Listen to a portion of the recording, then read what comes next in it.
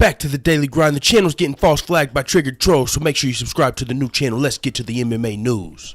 On this week's Tuesday night Dana White's Contender series, I know I said that backwards, but that shit can get tongue twisting sometimes, so let's get to it. We had 2 contracts given out. We had 4 entertaining fights. 4 contracts could have been given out. 1 fight was definitely not a barn burner. It was the first fight of the night, and it was, I believe, a heavyweight fight, but it was definitely, it was a heavyweight fight. It was the worst fight of the night by far. It reminded me of a Daniel Cormier fight, as to where the guy this guy just wanted to use his wrestling. He didn't even have no clinch combos. He wasn't going for no clinch combos, though. He didn't have no striking. He wasn't showing his whole game plan. And let me get to their names first. Okay, so we had undefeated Everett Sims. He was 4-0. He was trained at AT&T. Tyron Woodley got on, gave a little speech about him. And then we had Shelton Graves. He was on a 4-fight winning streak. So they were both on 4-fight winning streaks, but one guy only had 4 fights, so he was undefeated. And the undefeated guy from AT&T is actually the guy that lost this fight. He lost this fight because they were talking about his training, how he's trained with Arlovsky and another heavyweight that comes into AT&T, Junior Dos Santos. And after the fight, you realize, okay, well, they were doing probably like striking training and shit, but the other guy was literally just trying to wrestle fuck him the entire game, the entire fight, and the undefeated Everett Sims didn't show any. He wasn't able to stand up off of. As soon as the guy got the takedown, Shelton Graves. As soon as Graves got the takedown, he pushed him against the fence, and then he got the takedown, and he just laid on top of him for the next 4 minutes, like all 3 rounds were not entertaining. In the 3rd round, finally, he started throwing knees instead of just those little pitter-pat punches that weren't really doing too much damage, but they were keeping him active, keeping the position going. He got a TKO. All right, I'm done talking about that. I talked about that fight too much. It really wasn't even worth talking about as much as I did. It looked like he wasn't going for the contract, but maybe just because the heavyweights are thin, he figured he'd get in anyway. Not on a 5-fight winning streak, but that definitely, I don't know if he missed the memo that you're supposed to be entertaining for a contract in this series, or if he just didn't care. But the highlight of this fight was for sure his mom and sister going insane in the crowd. Oh my lord, it was crazy. You know how them black moms are and shit. Like, I got family members like this, my aunts and shit. Like, if we're at a football game, my cousin's football game, they'll be going crazy in the motherfucking stands. Oh my god, that's my son! Go, baby, go! Oh my god, you could hear him. It was crazy. It was funny as hell. After he won the fight, they were going crazy, like it was entertaining and like he got a knockout. But man, it was funny. They stole the show. So next fight was a bantamweight fight. Donovan Freelo, Khalil Rountree's older brother, versus Ricky Simone, who trains with Chael Sonnen and Paige Van Zandt. I think I've heard about this guy on Chael Sonnen's podcast, actually, Ricky Simone.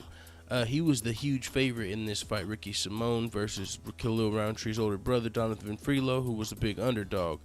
This fight, Ricky won by split decision. He finished strong, although Khalil's brother was able to clip him up early in the fight and made it a very entertaining fight. The person who made this fight, honestly, in my opinion, very entertaining was Donovan Freelo. Like, he was clipping Ricky Simone up, made Ricky Simone resort to his wrestling. But the thing is, Ricky Simone was able to score a lot of takedowns. And then in the 3rd round, he actually had the more gas and actually took over in the 3rd round. So it was a split decision, and he got the win. I'm fine with that. He moves up to 10-1 on a 3-fight winning streak. That he didn't get the contract, though. Spoiler alert. Next was a flyweight fight. Alex Perez. He has been fighting the same amount of time as his opponent Kevin Gray, but he's got like twice the fights. So both of these guys were fighting since like 2013, and Alex had like 20 fights and Kevin had like 10 fights. Kevin was on a 2-fight winning streak. Alex was on a 4-fight winning streak. Funny, twice the win streak too. That's funny. Alex Perez came in, he dominated the fight, man. He dominated, looked very impressive as a flyweight. Came out for the finish, dominated the stand-up.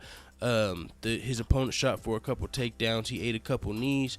Alex Perez was able to win by putting Kevin Gray to sleep with the anaconda choke. He put him out. He would put him out like his eyes wide open, looking at the ref. So you could barely tell he was out because his hands were in an awkward way to look like he damn near was still defending. So lucky it was a good referee because, man, you could barely tell he was out. He was out cold. So the referee stopped the fight at the right time. Dude was out cold. Anaconda choke in the 1st round, flyweight finish. Alex Perez, big win. Julio Arce. These last 3 fights were really the 3 fights that were the main contenders for the contract. Julio Arce, he was defending his title.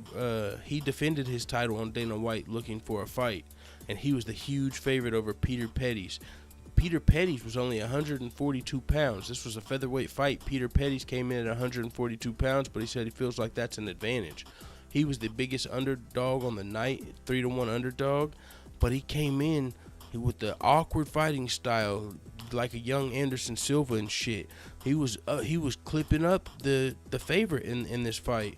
It was interesting. He came in there, man, a huge underdog, underweight, dropping his hands and landing big shots, landing some spinning elbows and shit. A lot of his shit was wild, but it was landing. He was athletic, but after the first round, Arce's coaches told him, "You're losing this round. You need to go in there, and show him what's up." Julio trained with Jimmy Rivera and such, so he had a really good team behind him. They told him, "You lost that round. You need to go out here and win this round." He went out there from the very beginning and dominated that round, won the fight, finished the fight in the second round. The underdog, what's his name again? Peter Pettis didn't have any success in the second round as he did in the first round. He ended up getting finished, man. I don't know what was going on. It looked like he was just, I don't know if he burned his arms out or what, but he wasn't really defending. He wasn't even putting his arms up to defend. He would throw like one strike in the middle of getting comboed. It was interesting. So it was very interesting, but he ended up getting finished in that second round. It was a good fight. Now, Julio Arce, it was an entertaining fight, but it was kind of like the second fight of the night where it was entertaining, but you were kind of getting clipped up early in the fight and you came back. So, you showed, even though you won the fight in an entertaining fashion, you still kind of showed a weakness in the Contender series. So if they're technically looking for like title contenders and people that they feel are going to be in like the top 15, top 10, neither one of these guys got the contract. Spoiler alert. So it's interesting. Neither one of the guys that got clipped up early in the fight got the contract. Both the other guys who dominated from the beginning got the contract, and the other guy that dominated from the beginning was the guy in the main event. He came out and he was a self-proclaimed stay-at-home dad. He said he was a geek. He liked card games and video games, and he was fighting. It was a light heavyweight fight. He was fighting against Jamel Jones, collegiate wrestler, who was 7-4. Even though he was a collegiate wrestler, Uriah Faber said it was interesting that he was the underdog because wrestling is the best base for MMA, and usually those guys are the favorites. He had won 5 of his last 7 fights, all 5 KO, but he fought against Mike Rodriguez, who was the winner of this fight, and it was the first round KO. Mike Rodriguez, man, I thought he might have stole the contract from everybody right there, because out of Alex Perez and Arce, I would give it to Perez, but I was like, okay, it's kind of arguable. Then he came in with a big jump knee KO, and get this. This was his 4th fight in 2017, his 4th knockout in 2017. He fought 6 times last year, so he's fought 10 times in 2 years. And he said, man, I just need a vacation, man. I just need, a little vacation, maybe in October or November. So he's fought 10 times in the last 2 years, and he's talking about a vacation is only a month or two. He's talking about, I'll fight again in 2 months. He's talking like, what?